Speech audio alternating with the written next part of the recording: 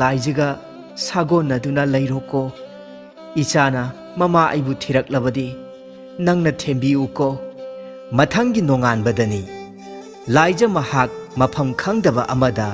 mikap thoraklami manakta sagol apaiba amasu lairammi madu uba matamda Laija mahak ipa pakhalami amuksu masa mathanta phajinjaduna asumna khanjarami onthokpa manglan amada aidi mangledana hojiki matam asidabu kadaidagi sagol masa panbino asi haiduna haugatuna mahak koichat chatpa hauraklammi kadaidanu Laija wahi adu tabada Laija ingakngaklammi Laija mahakna mafam khangdana asum chatpa aduda hairak-libani Laija mahakti sagolna wanganglakpadu uba matamda mangni haina khalammi aduga mahaksu khumlaklammi khangde aisu ado nakhoigi manglangi taibang asida sagolsu marol thoina sagol aduna hairaklammi mangnatte masi nahaki sangsar oirabani aduna mafam masida nangi oiba laibak adu oirabani adubu Laijadi hojiksu mangni haina khalli asum chatpana mi taba khul amada yaurakle sagol adusu adum matung inaraklammi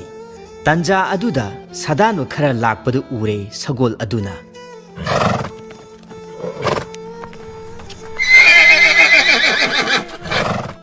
makhoi hojik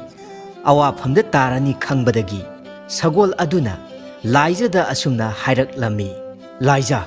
aigi ithak asida tongkhalao hojik aikhoi ani awaba ama tagadawre wahai aduda Laijadu tingak sagol adugi mathakta kakhalaklammi sagol adu paiba haurakle sagol aduna pairaga nupi ama tongba ubada mayamsing adu yenglammi miyoi kayasing adu ngarang ngangnaraklammi mayam tu amukti yengbiyo sagol asida tongliba asi masi aikhoigi majaibe madu othongna mankreda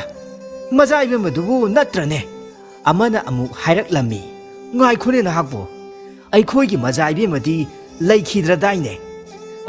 ining thongdane paw asi tamlurasi lao chasi lao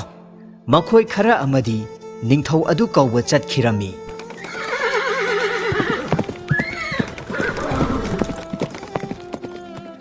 somdana mema adu makhoi wa tanafam amada chatlammi